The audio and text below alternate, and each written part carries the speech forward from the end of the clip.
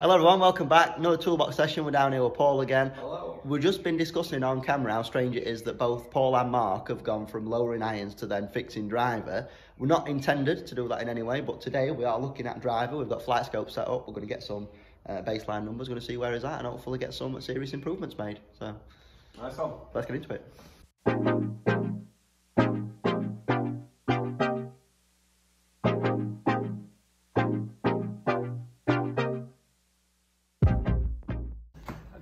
Have you got any knife tees? I like the knife tees. No, we've not got any knife tees. You need to stop watching golfing commercials. No, but I've got some. Have you seen that 45 degrees tee that James Robinson did a video on the other day? Haven't you seen it?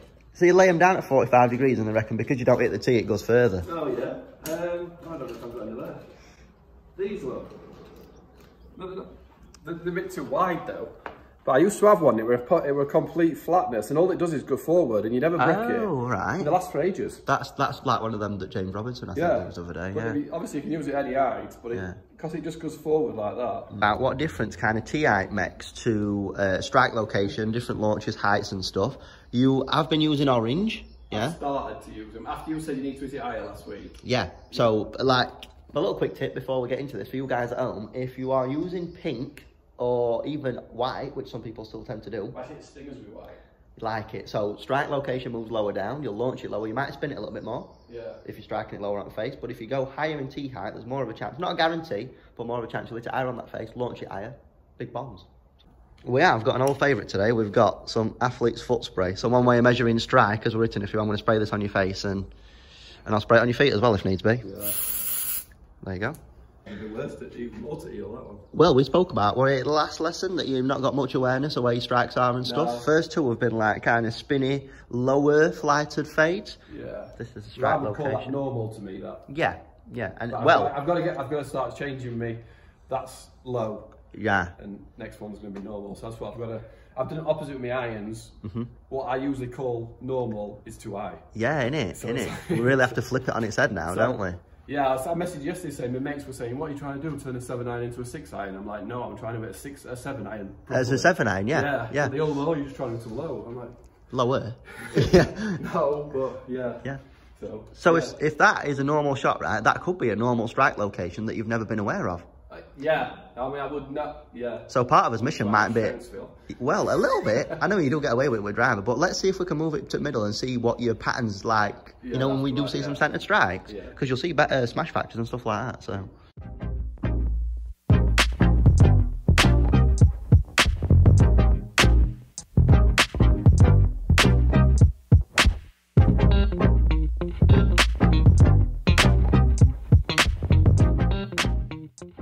So, right, we are starting to see a bit of a pattern emerging. You have a natural ball flight that wants to move left to right, yeah? Bad strikes move towards the heel of the driver, which will only accentuate that curve. When you start to consistently hit a few out the middle, as you have started to do now, all right, it might be a little bit on the low side, but more often than not, it is more centered now. You start to see curves lessen, don't you? Yeah. So that question that I always ask people, how important is strike? It's huge, isn't it? Yeah, exactly. Yeah. If you could rework your tendencies around a more centered strike now, oh my God. Because, I mean, your distances, efficiencies, everything's picking up. And you swing it at a good speed as well. I mean, your club head speed's like 109 mile an hour, so yeah, that is pretty quick. I'm finding on course, because it's solid, I'm not using my driver 4 or 5 holes. Yeah. So by the time I come to use it, I've probably warmed up. Yeah, yeah. Because maybe it's first tee, maybe coming out of heel, but I could do a slice on first tee anyway. So. It kind of sets up for it, doesn't it? Yeah. Yeah. But I mean, this is as much as it is about changing stuff, it's more about adding awareness to your tendencies and taking it out there and thinking, oh, well, this is what I do now. Do you know what I mean? Yeah. Instead of just guessing. Because it's hard to guess, isn't it? So anything could happen at one point with my game. Yeah. So.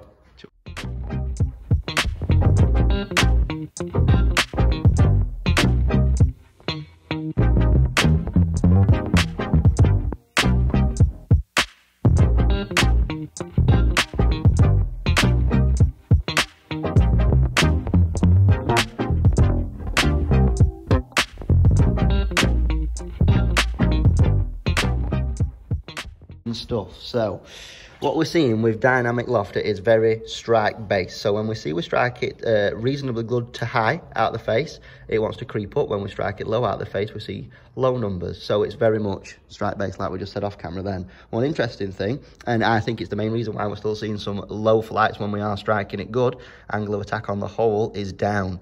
We've seen the most up that you've hit one, that were an anomaly, that one. The most up that you've hit one is minus 1.1 degrees. Down.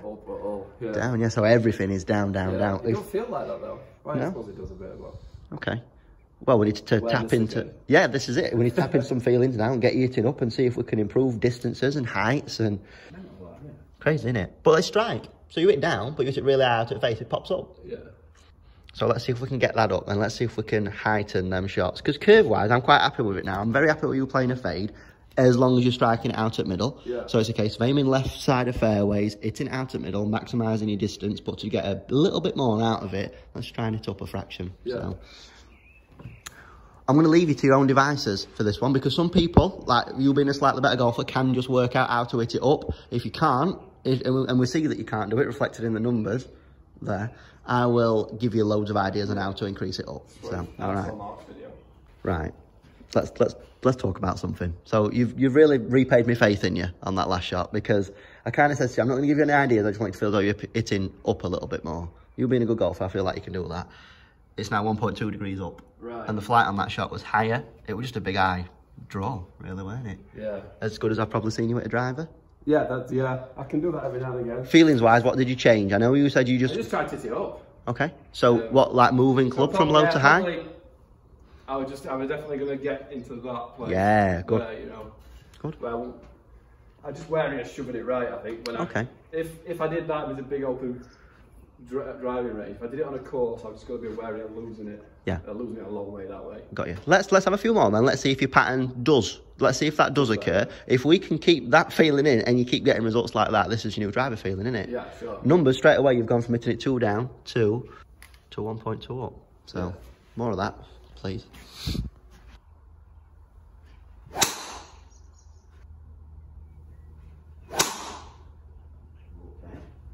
And we'll tackle 3 degrees up. You've seen your efficiency go up to like 1.4 in smash factor. We've seen a total distance of like 245, which has been your favourite so far. Right. These balls it felt like you went right. Right. That way flat. Have a look. Yeah, I used to have a 12.5 degree driver. I think I used to hit it a lot better. Okay. But this is interesting though. So I always tell people that they work their tendencies around what clubs they've got half the time. Yeah. You have a 12.5 degree driver. I thought I hit it too high. Well, yeah, this is perfect. So that you have a 12.5 degree driver, it feels like you're hitting it too high, you adjust to that, you probably just keep hitting it more down. So you've been so used to hitting a 12.5 degree driver down to make it look like it's a normal flight. I'm trying to control it. Yeah, because when I first started with 12.5 degree driver, I had massive slices. Yeah. And massive, proper loose ball stuff. Yeah. So therefore, I'll buy a 9.5 degree, hit it lower. Yeah.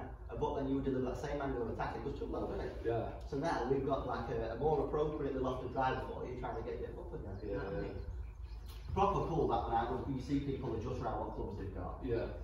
Because it's like when people buy poorly fitted clubs to start with, that's why you choose technique crap. Straight away. It's funny what I keep with wedges.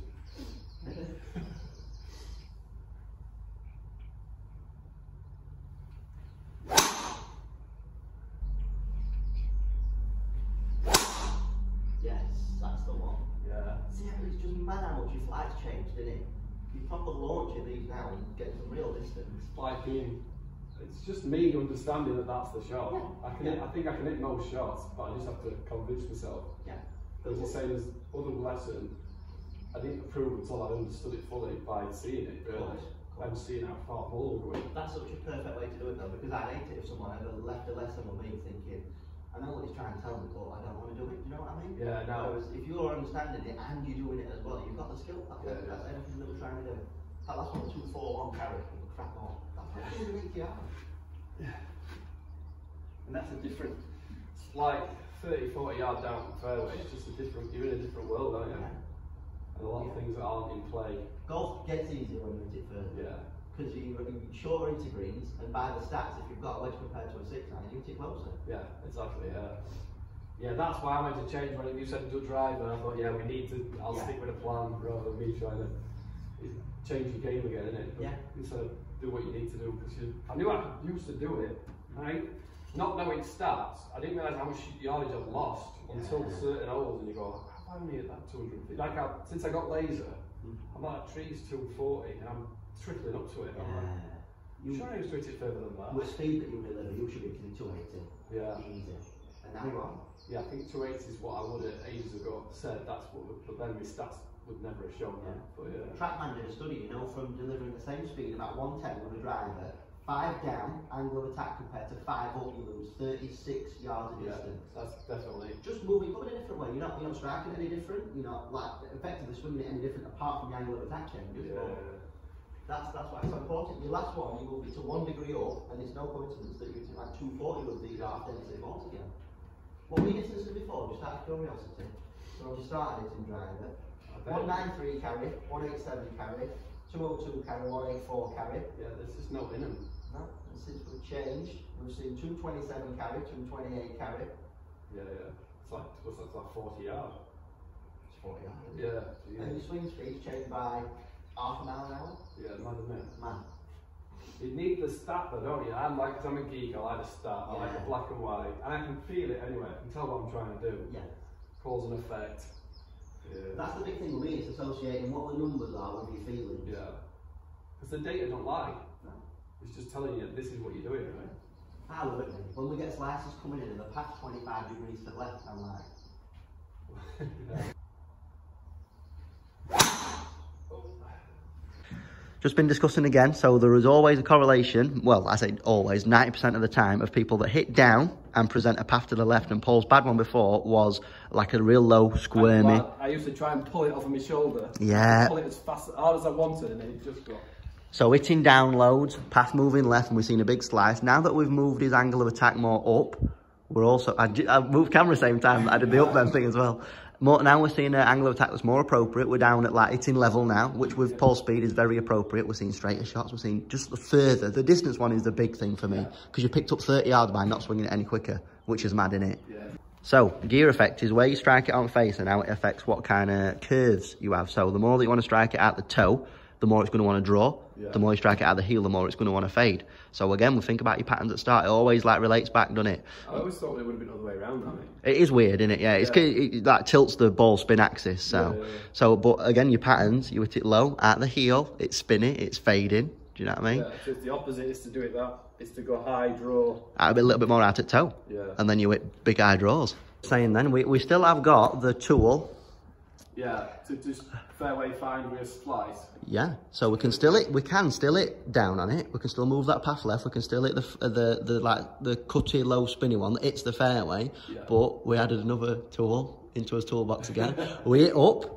We increased distance by 40 yards. I know that because we've still got a bit of a teething phase with curves and stuff, because we've only hit 20, 30 shots with this new feeling, but picked up 40 yards. So like another tick on the box is that we've got a big high bomb with a driver now, haven't we? Yeah. Whereas before we had a nice little functional fade that would probably, well, definitely losing your distance. It's probably, to be fair, just hitting it that way is a lot easier on the body than trying to... Yeah, steer it a bit more. Yeah, they don't seem to take, like I say, same speed, but it doesn't take any... I could hit them all day, I think. Yeah. That's the difference, rather than... That's good then. I'm not hitting them harder. When I tried to hit one harder, it didn't go any faster, did it? No, we didn't go any further. Yeah. And didn't go any faster as well, yeah. Half a mile an hour faster though, didn't it? But I felt like I was trying to absolutely. Yeah, but half a mile an hour is like 1 yard. Yeah. With a centred strike, so... Yeah. So main conclusions, the biggest change that we've made today is changing your angle of attack in a very strange way. Without me having to instruct you, you being a good golfer, you've just realised that you have a couple of feelings that you associate with hitting up on it a little bit more. We've seen big increases in distances. One thing that we did notice when we made the angle of attack change though was that you have a pattern to still curve it right, left to right. Not as much as we did before, but still it's certainly there. The midway through, well, I say 3/4 of the way through this lesson, you had a bit of a brainwave to try and start hitting draws, which just saw you move path further out right, still curving it right, which was in some strange dispersion. And I was like, Paul, we have a fade pattern, let's play for it, let's keep You're on the left. Yeah, which way? So we have a fade pattern, so now we start to aim it down left-hand side of fairways, but because we're hitting it up, we've gained 30 yards and we're to these high bomb fades now as opposed to the low spinny fades that we had before. Yeah.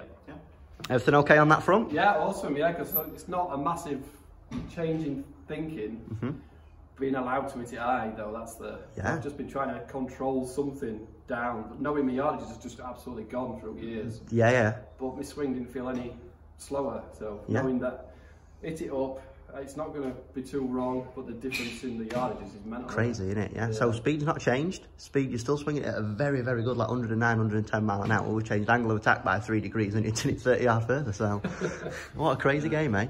Great. You have to get in gym now, like DeChambeau. Well, you get it up to 120 mile an hour with a 3 degrees upward angle of attack. You're hitting it 300 yard, mate. 310. So, next port of call. Let's take these new skills out onto the course. I know that we are seeing like what we're doing with Mark in a very similar vein, but we have very similar tendencies, so I think it just makes sense now to we've got the obviously slightly lower flighted, more controlled iron shots. We've got the big eye bomb with the driver, which I'm very excited to see out on the course. It's just a case of going out there and messing about with it now. Exactly. So let's see how these new tools stand up when we get onto the course. So the toolbox is full. Well, it's getting there, isn't it? It's filling up slowly. So a big thanks to everyone for watching again. Big thanks for the support. Do the usual, like, share, subscribe. Till the next time. Thanks for watching. Cheers.